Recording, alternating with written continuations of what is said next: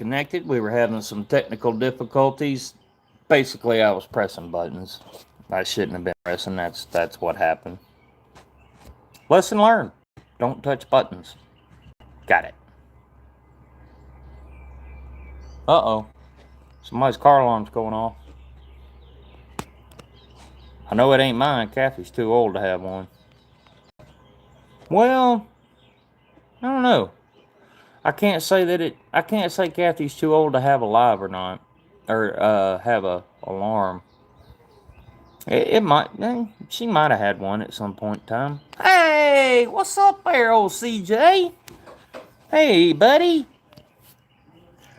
Like I said, we were experiencing some technical difficulties. I was pressing buttons I shouldn't have pressed, and that's why the first live ended, and then we had to restart. And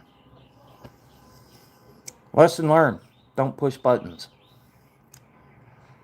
Oh me. So how's everybody doing today? Old CJ, I know, just woke up, so he doesn't drink coffee, but he drinks other things. So that's cool. Grab yourself a drink, CJ. Pull yourself up a chair here. We're just hanging out, talking about stuff, and kind of catching up and seeing what everybody's been up to this week. You know, see how everybody's doing. How are you doing, CJ? How's things been going with you? I've been seeing some posts that you've been doing. The dogs are bumping my arm. Woke up at 4 a.m. and then 5 and then 6. Well, what do you keep waking up for? You're supposed to be asleep. Hey, all right. Barry got some internet installed, huh? Cool deal. Cool deal. Well, now you're here with us. What's up? What's up? What you guys up to today, Barry? You guys up to a whole lot? Oh, man. But, no, we're just sitting here just kind of hanging out and stuff. Like I said, we come in here, we sit down we sit down every Saturday and we just try to catch up, talk about stuff that's on people's minds and, you know, things like that. Uh, you know, what do you guys want to talk about? Oh, ain't got no TV staring at the walls, huh, Barry? I understand that one. Uh, Barry, do me a favor. Adam is trying to reach out, and if I go pushing buttons, it's going to end this live. Just tell him to go to my normal channel. Just go to my channel page, and it should be on there that I'm back live again. Tell him that link that he's trying to hook up to was the first one that I messed up on, so he can come back and jump back on, if you would. I don't know if he's working or not. I don't know. I mean, he just literally texted me and said, "Hey, your live is saying that it's private," and I know it shouldn't be. I know it shouldn't be. Let me see here. Let's see. I don't want to go pushing buttons again, because if I go pushing buttons again, then it'll end it, and I don't want to do that. I don't really know.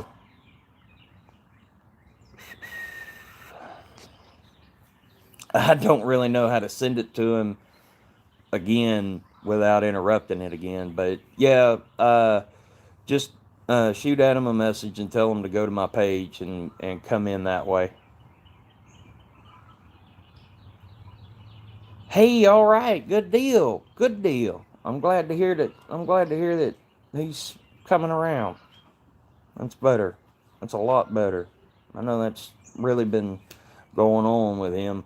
For those of you who don't know, so I've got some family members that come in here, and one of my family members has another family member that wasn't doing very well. So, but they're supposed to be, according to Barry down here, they might be coming home today. So that's a good thing. It's a good thing. Reason to celebrate. That's something to celebrate about. That's for sure. That is for sure. Oh, me. Oh, while I'm on here, let's go ahead and talk about what's new and what's going on. So, for those of you that have been following along or that know about this, we have been talking about going to a car show in Guthrie, Oklahoma, uh, in April, coming up in April, and I canceled going to that. I'm not going to that because there's a guy, um, another YouTuber, YouTube channel, Pole Barn Garage. And anyway, Pole Barn Garage puts on a tour. He started it last year. This year's the second year. But I'm sure car people have heard of Hot Rod Power Tour. Well, what Pole Barn Garage did is he started a tour called Poverty Tour, and I really like it. I dig it. It's not real fancy, complete restored, custom built cars and nothing like that. That's not what it is. It's run what you brung, and let's just take an old fashioned road trip. And that's pretty much what he does. So anyway, I've elected to go and do that instead of going to this car show. Now, Poverty Tour is kicks off June 1st in Joplin, Missouri. If you guys are interested in attending or showing up, or maybe you want to participate in the overall cruise, you guys go to his channel, Pole Barn Garage, and look on his video. Just type in, go to his channel, type in PBG Poverty Tour, and there's a live that he did last week that has all of the dates and information and locations and routes and all that. It's all there. It's all laid out. So if you guys are interested in that, go check out Pole Barn Garage's channel and get your information and stuff. I'd love to see you guys out there. It's one of those things where the more of us that show up, the cooler it's going to be. And I agree with the way that Pole Barn kind of thinks. There's nothing wrong with Hot Rod Power Tour. There's nothing wrong with drag and drive events, stuff like that. There's nothing wrong with those things. But not everybody has the kind of money to do that kind of stuff. And not everybody has a, 68 Buick Skylark. Not everybody has classic cars. Not everybody has money to go buy a classic car. Running or not. Money's hard to come by nowadays. And what I like about Pole Barn Garage is it's run what you brung. Basically the only thing that I understand, or the way that I see it, is there's really no limitation. If you have a brand new vehicle and you want to go, you can attend. You can be a part of it. That's what the cool thing about it is. It's something. There's something for everybody in it, and so that's why I elected to do that versus going to the car show down in Guthrie, which means coming up in content wise. So to put this into perspective for you, Poverty Tour this year is supposed to go from Joplin, Missouri, all the way down to we're going to wind up in Moab, Utah is where it's going to more or less wind up at area, and but then you got to come back. So it's about 3,000 miles round trip. So coming up content wise, we're going to be really breaking down Kathy, really going over her, really making sure that she's really set up and good to go for this road trip. 3,000 miles is not something to stick a stick at. And we're going to take a truck that we built, motor, transmission, we built it, and we're going to drive it all the way to Moab, Utah, and turn around and drive it back. 3,000 mile trip on a self-built vehicle. It is my motto nowadays. Built, not bought. Come on. And so that's what we're doing. What's up, Rooster? What is up, Rooster? Glad to see you here. Glad to see you on here, buddy. Barry was filling me in on Barry was filling me in on. Barry said, "Mother of all bombs." Wrong Moab. This is the Moab Desert that you go out and, you know, do some pretty cool stuff with vehicles. But yeah, I'm looking forward to it. For those of you that don't know, you know, I was an over the road truck driver. I've seen Moab. I've seen all the natural rock creations, but I've never got to stop and enjoy that kind of stuff. I've always been on a time schedule, and I never really got to experience it. You know, so I decided that this time I'm going, and I'm not going with a timeline. I'm going out there and I'm going to enjoy all the stuff that I used to just drive by and wave at. Yes, CJ, Poverty Tour is free. They do take donations, and I encourage doing some donations. I would like to see this. I would like to see this really take off and become more or less a pillar event for the car community. Is what I'd really like to see out of it. That's just my personal preference. That has nothing to do with pole barn or anything like that. But you know, the Rooster said, "I take donations too, brother. I think we all take donations. Come on." Um, but yeah, so that's the plan. By the way, it was brought to my attention that I should not smoke in my videos. But I realized something over this past week while I was recuperating. The whole reason why everybody gets on here and watches these videos and stuff is because of how real it is. So let me tell you how real it is. Okay? I'm addicted to cigarettes and I smoke cigarettes. And I will be the first one to tell every child out there, don't do it. You understand? Don't. Don't start. Don't think about it. Don't even. Don't.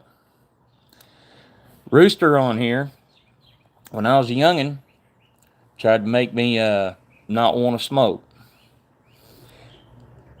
I wished I'd have listened. Okay? I'm going to tell you, I wished I'd have listened. I've walked away from a lot of things in life. Cigarettes, I can't. This is the hardest battle to quit and walk away from, so don't even try it, guys. But that being said, you guys do you. I'm going to do me. Okay? You worry about yourselves. I'm going to worry about myself. That being said, I don't mean that to be offensive, but it's the truth. I mean, that's the whole thing. That was one of the whole reasons behind this channel. Get away from all the lies and all the hypes and all the bullcrap and just be real, you know? So I'm being real. This is real life. I ain't, I struggle with money. I struggle with finances. I struggle with coming up with projects and content and stuff.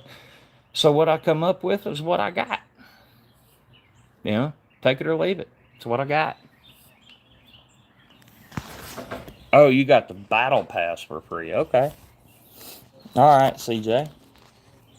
So, but yeah, I'm really excited about Poverty Tour. I'm excited about going over Kathy real good. I'm excited about going over the packing lists, the inspections list that I'm going through, everything else. All those, I'm going to make videos of all those. So there's going to be a lot of Kathy coming up.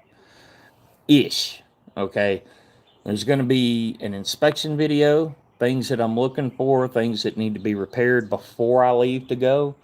And that's probably going to be the first video that's going to be coming down the pipeline.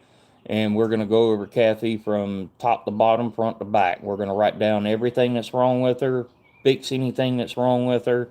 And then we're going to have the repair videos, fixing the stuff up, getting ready for the road trip itself. And then, of course, we're going to have the footage of being on Poverty Tour and, being a part of it. So all that stuff's coming up. It's all coming up within the next couple of months. We got quite a bit quite a bit of stuff. What's up, Razor? What's up, buddy? 67, 67, 67, 67. You know, funny thing about that number 67, I'll tell you this, Razor. My very first vehicle was a 1967 F100. Had a 390 FE big block in it and a granny 4-speed. Two-wheel drive with a 49-inch rear end. Posi-track. Long bed. No power steering and no power brakes. So, you know, um, you know, I'm gonna tell you what though, I miss that truck. I should have never sold that. Should have never sold that truck. That was a good truck. And you know, I'll tell you something else. Speaking about them trucks, I'll tell you, if you can ever get your hands on one, a 390 FE Ford big block is probably one of the better big blocks Ford ever made. Interesting fact about a 390 FE, most people don't know, and a lot of people they don't agree with it. So we'll call it a rumor. Rumor has it that in the movie Bullitt with Steve McQueen, the big famous chase scene with that beautiful fastback Mustang, green fastback Mustang he had, it had a 390 FE in it, and it had a 4-speed in it, and that's what that car was set up for. And Steve McQueen personally requested, from what I understand, again, this is story rumor, he requested the 390 FE because it could handle higher RPMs and it could handle the abuse. Man, Rooster, I miss my Mustang. I miss it. God, I miss it. I miss that car, and I do miss my Broncos. I had two Broncos. They were really good Broncos. One of them had the 5.0. The other one had the 5.8. My Mustang had the 4.6. Had the 4.6 in it. 32 valve dual overhead cam. It was the naturally aspirated version of the SVT Cobra motor. That was a 04 Mach 1 Mustang that I had that Rooster's talking about. And in fact, if you go into my videos, there's a video of it after I built the motor of it and the very first startup of the car after myself and my buddy Mike put the car together. The first startup on it's in there. So if you guys want to hop over to the channel and go check that out, it's a quick little film. It's only like a minute or two. It's not very long at all. But yeah, that was a lot of fun. You know, and that leads me into this. Here's a topic of conversation for you guys. Where do you guys see the car hobby? You know, the car enthusiast, if you will. Where do you guys see cars going? You know, something that's floating around right now is that Mopar and Chevy are supposedly getting rid of their V8s and doing away with them altogether. But, you know, okay, so if that's true, then we could be staring down the barrel of the end of the V8 era. I don't think that's ever going to happen.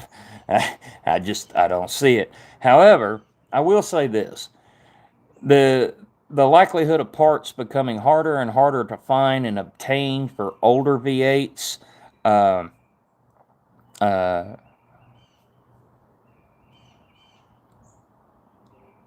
okay. But you know, I think parts will over time become harder and harder to obtain for older V8s. I think what you're going to see is people starting to convert older V8s into fuel injection and things like that. And I'm all for all that. I think the reason why people steer away from newer cars and they try to stick to the old school mechanical cars is really because they don't understand it, and they think it's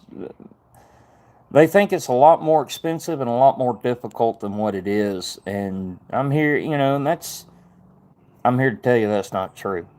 It's not. You know, You know, the motor that's in Kathy, I bought that motor off of another guy down in Oklahoma City. Got it home, tore it down, gaskets, blah blah blah. You know the deal. And I really didn't change anything. I just inspected the motor, put it all together, put it back in there, and swapped motor out on it. But I had to tune it, and everybody was, oh, tuning is this and tuning is that. Listen, guys, if you're not out there trying to make some 3,000 horsepower drag car and blah blah blah blah blah, tuning is really not that difficult. It's not. It's not. Once you understand the basics of it, it's not. Speaking of tuning, if you guys want to get into it and kind of want to know how you can dip your toe in it, I've got a Tuning 101 series. You guys can go check it out. That Tuning 101 series and tuning a vehicle doesn't just pertain to my vehicle or a new vehicle. It pertains to any vehicle with an OBD2 port. Now, an OBD2 port, if you look underneath your dash on the driver's side, typically somewhere underneath that dash is going to be this like little, it kind of, it's kind of like an egg shape almost, but not really. Almost like a rectangle. There's this little port under there. That's an OBD2 port. And if your vehicle has one of those, you can tune it. Rooster says his truck has one. Now, okay, let's use Rooster's truck as an example. I know Rooster's truck is an Expedition. It's got a 4.6 in it. I do not know if it's a 32 valve 4.6 or a single overhead cam, which would be a standard 16 valve. That part I don't know. But regardless, point is, with that OBD2 port, you can plug your reader into it, and you can trouble and diagnose engine codes with it. But more so than that, if you have the right tools, okay, bench force, good one, that you might need, because you might have to pull your ECM out and do a bench tune on your ECM. And HP Tuners is really the software that you really should use. But HP Tuners is going to be your editing software. Okay, this is what's going to allow you to go into the brain of the vehicle and see how the motor's running. And basically what you're doing, if you guys have ever watched a car show or anything on somebody working on a old mechanical motor, and you see them with a timing light, setting the timing and adjusting the distributor cap and setting the idle screw and the air fuel mixture screws and your primary and secondaries on your your float adjustments and all that stuff on a carburetor. Okay, well, when you plug into that OBD2 port, you're doing the exact same thing, just without a screwdriver. It's a clickety clack on the keyboard and not a turning a wrench. But it's the same stuff. You're not doing anything different. And so that's getting into tuning. And I guess what I'm saying is, what I'm trying to point out is, when it comes to my channel and the way I see cars going nowadays, I think we're going to start seeing a lot more fuel injection in cars. I think we're going to start seeing a lot more technology in cars than what we already are. And I think what we're going to see is, we're going to start seeing people walking away from older classic vehicles. And one of the big reasons, I'll be honest with you, is just because people that are into really classic cars, we'll use the Mopar genre, as a good example.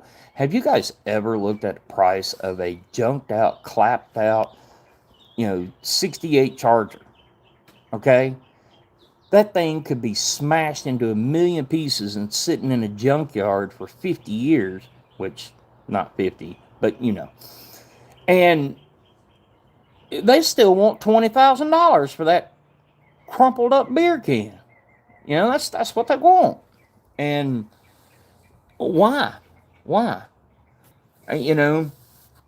a truck like Rooster's, you know, a '97 Expedition, you can go out there and pick one of those things up, $500 to $1,000 all day long.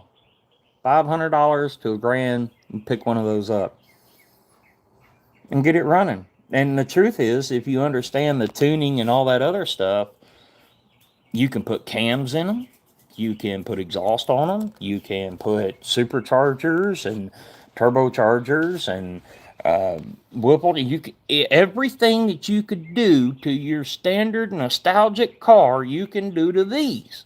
There's no difference in it. It's not, you know. So there's some stuff for you guys to kind of more or less think about when you're, if you're wanting to get into cars and you're wanting to get into stuff. That's some serious stuff for you guys to think about. You know, I just me personally, I think what we're going to see is classic cars are going to be available. I don't think they're going anywhere, but I do think that the price to fix them, the timeline to be able to get the parts in to fix them, I think we are going to start seeing that becoming a lot more difficult. And I don't agree with it. I don't agree with it. To me, there is nothing sweeter than the sound, you know, of a 454 big block Chevy with a 3/4 race cam and ported heads and, you know, 1150 double pumper Dominator sitting on top of it. You know, I mean, that's a good sounding motor, you know, or, you know, we can go over here and look at Hemis. We can go look at Fords. We don't, you know, pick your poison. You know, it's all in the eye of the beholder. And no, Rooster, I'm not hating on your truck. I'm just saying in general, buddy, that it can be done. You know. Well, okay, Rooster, and Rooster brings up a valid point right here. So, yeah, China will make those parts, but let's look at it this way. China didn't make those parts to begin with, and the whole reason that people are buying these older vehicles is because they last longer and they're easier to work on, and they're more budget friendly. Well, that being said, like you just said, you're gonna go on the old Eagle Bay website, you know, clickety clack and doing stuff, and you're gonna buy parts, and they're gonna come from China, and you can, oh man, I got a steal on this aluminum intake manifold. I paid $75 for it for my 350 small block Chevy. You're gonna buy it, you're gonna put it on there, and then when you're torquing the bolts down, the intake manifold's gonna crack because the metal wasn't treated properly. You know, I see that a lot. I mean, I see it a lot on YouTube as it is now, and you know that quality of craftsmanship is all. I don't think it's getting no better. Not from there anyway. So, Rooster talks about a Cummins motor. So Cummins, you know, when you get into the world of diesel, you take every price tag that you have for a car and times it by 3. You need a piston for a diesel engine, it's going to cost you about 3 times the cost you for a gas motor. And diesel's more expensive. I don't know if anybody's been watching the pumps lately, but diesel's $4 a gallon now? Over $4 a gallon? So, but I guess, you know, but that's my point. I'm trying to show people not to be afraid of the newer vehicles. I'm trying to show people that, believe it or not, you know, despite the misconception, these newer vehicles are just as easy and just as much fun to tune on and tinker with and build as the older cars are. Now, sure, are they as stylish? No, not per se. But you know what you could do? If you understand how to tune and you're not afraid of the modern day drive lines in different vehicles, through the power of fabrication, anything is possible. So, imagine a 68 Charger with a Hellfin in it. It's been done, but you could do it, is my point. You don't have to go out here and buy a car and pay somebody else $300,000-$400,000 to build you a car You can do it yourself. You can do it. And that's what I'm all about here, and that's what I'm trying to get people into, and I'm going to prove that fact by taking a truck that I built, new fuel injected motor, first vehicle I've ever tuned in my life with electronics, and I'm about to go do a 3,000-mile road trip. So that's what I'm about to do, just to prove to the world that you can do it. You don't have to do things the way that everybody else says to do it. Know what I mean? You got your purists out there, okay? And for a long time, I was a purist. I really was. And the truth of the matter was, I was a purist because I didn't understand the electronics. I didn't understand all of the sensors and, doodads and whatnot that are on cars. I didn't understand it. Now that I understand it, your whole world opens up when it comes to cars when you understand that. When you understand that those two things are one and the same, just a different technique, Barry says he misses his 75 Maverick. I'm going to tell you what, man, Mavericks are cool cars. I had a buddy in high school, I don't remember the year, but he had a red Maverick, I remember that, and it didn't have the 300 straight six, but it had its smaller brother made by Ford that was underneath the hood.